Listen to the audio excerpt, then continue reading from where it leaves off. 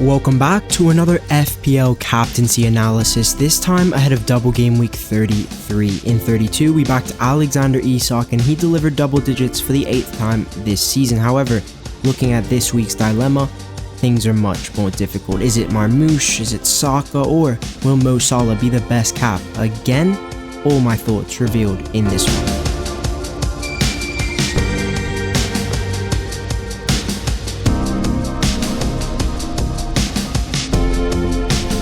Owning Crystal Palace players isn't for the weak-minded. Mateta didn't get more than 60 in either game, and Eze missed a pen. Second and third didn't perform great this week, but as I said last game week, Isak was clearly the best option. This time round, there's no clear favourite on the shortlist. The Man City boys have Everton and Aston Villa in their double, but Bukayo Saka has the best set of fixtures. Arsenal are away to Ipswich this Sunday, and then they play a Crystal Palace team who are very likely to rotate midweek. Let's show some respect for Mo Salah. Even in a single game week, he could be the best premium captain, especially against a promoted team. Salah's yet to blank away to a promoted team this season, but across his entire career, Mo's record isn't necessarily flawless. He's blanked in 42% of starts versus promoted teams away from home, but his double-digit haul rate is the best on offer at a very healthy 33%. Bukayo Saka competes for top dog in this section. He's maintained an excellent points average against promoted sides away from home. His record against Crystal Palace is solid as well.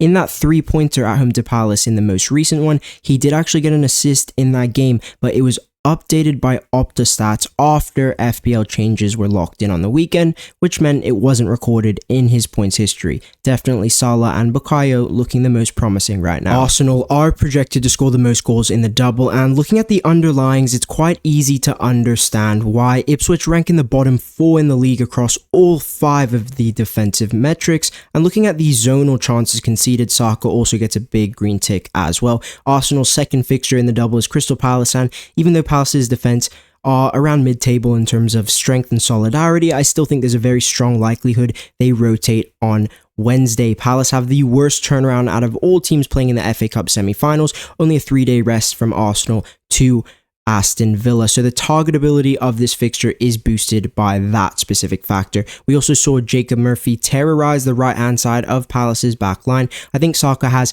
by far the best doubling fixtures. Of course, Mo Salah has a great single fixture. We all know how poor Leicester are, but zonally Luis Diaz has probably just a little bit better of a matchup based on the chances conceded, but it's still a great fixture.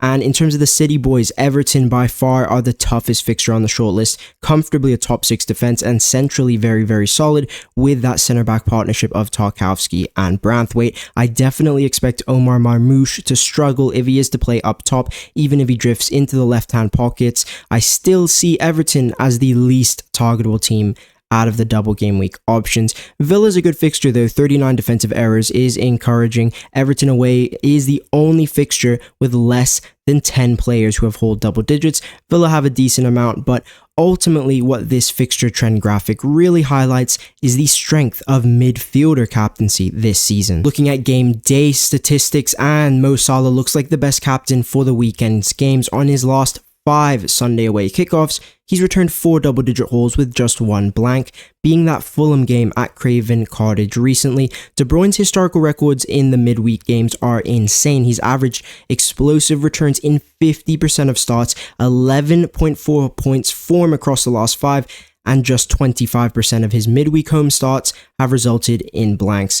9 average points per start, just a lot of great signs for his prospects. Saka's game day dataset isn't great, but when we look at his historical records in both game times, I think the picture certainly improves. He's returned in 4 of his last 5 2 o'clock kickoffs away from home when starting, and Salah, he definitely has the best game time profile. He absolutely loves the 4:30 on Sunday. Look at his entire data set, absolutely insane. He's returned in 75% of starts at this kickoff, and his double-digit haul rate is sitting at 33%, which is the highest on the weekend. And ultimately, I do think De Bruyne is still the best late-night performer, midweek performer. He looks like the top option for that game, and his points history again is almost identical to his game day dataset. Look, Saka doesn't have the best historical records for evening matches at the Emirates. However, just 2 blanks in his last 5 late night matches at home, and that is encouraging with some room for improvement. The biggest dilemma for this week's captaincy decision is the minutes and availability. Salah's got the best rest and expected minutes coming into game week 33, but obviously he only has one fixture. Marmoush is projected to play the most minutes out of all of the double game weekers, but honestly, I'm only looking at 30-ish, maybe 40-ish best case over a Bukayo Saka or Kevin De Bruyne, and I do think I have been a little bit generous with Bukayo Saka and De Bruyne's minutes. Talking to my Arsenal sources, I think most of them are kind of expecting Arteta to take this double seriously. Obviously, the transfer rotation is there, but he has seen 45-minute subs against promoted sides before Saka, and I do think a start against Palace at home is very, very likely.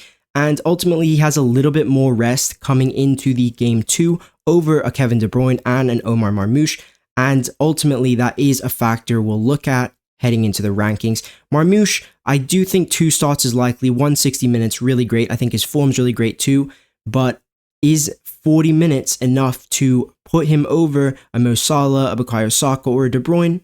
Let's find out. Into the rankings we go, and look, this is one of the toughest rankings for captaincy I've had to do all season long. I think it definitely is the toughest one I've had to do, and unfortunately my doubts around Kevin De Bruyne's minutes are the reason why he's at wildcard captain. I know I predicted 2 starts for him, but ultimately he hasn't started a 3-day turnaround in a very, very long time. Last season in double game week 25, De Bruyne was benched in a 3-day turnaround, and even though he's saying he's pain free now, it just feels too risky. Pep's also been experimenting with different structures, and the uncertainty of knowing what he's going to do and what historically has happened with De Bruyne's availability, he's just not reliable enough to make my top 3. My best captain for game week 33 is Bukayo Saka over Omar Marmoush, who has pinched Mo Salah in at second place. And unfortunately for Mo, I think the double game week fixtures just outweigh Leicester this week slightly, even though the fixture is gorgeous for Salah.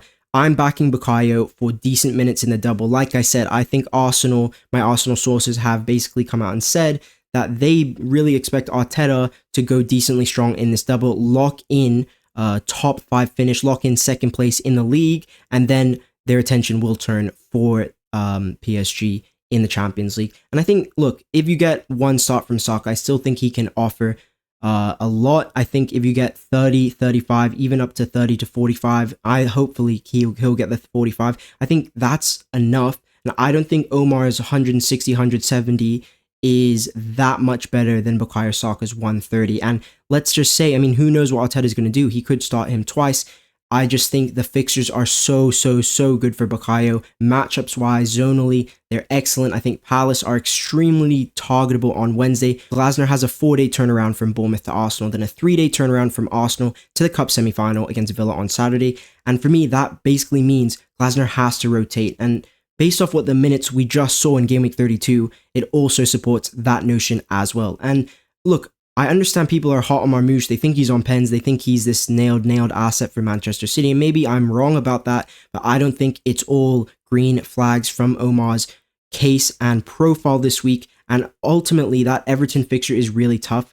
I'm not sure his profile is going to be very effective against deep block Tarkowski and Branthwaite. And I do prefer maybe some of the winger matchups in that game. At 160 minutes with a small guarantee of penalties, a little tiny bit of set piece share away to Everton and at home to Villa, I'm just valuing Saka's fixtures and midfielder captaincy more. Arsenal are projected almost a 70% chance for a clean sheet, according to Rob T FPL, and that does boost Bukayo's ceiling. He's on the left-hand side corners. He's nailed on penalties for Arsenal, and throughout my analysis, Bukayo's historical records have been promising, top 2 alongside Salah and De Bruyne in most categories. He'll be my captain for Game Week 33 with my advice on Omar Marmoush. If you found my content insightful, then drop a like. Let me know what chip you're using in the comment section, and best of luck in the double this week.